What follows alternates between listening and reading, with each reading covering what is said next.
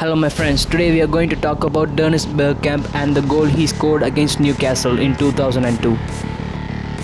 As you can see, Arsenal players are in a counter-attack to score a goal in the 10th minute of the game. A beautiful assist threaded between the two opposition players. Then Dennis Bergkamp with a phenomenal finish. Dennis Bergkamp is said to be one of the greatest Arsenal players ever in history. He is very well known for his first touch. A beautiful assist from Pires and an intelligent Bergkamp flicks up and escapes the defense, then he scores a goal.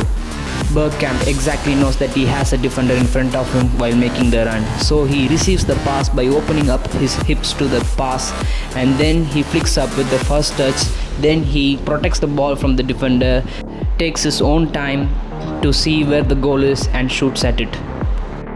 An intelligent finish from Bergkamp.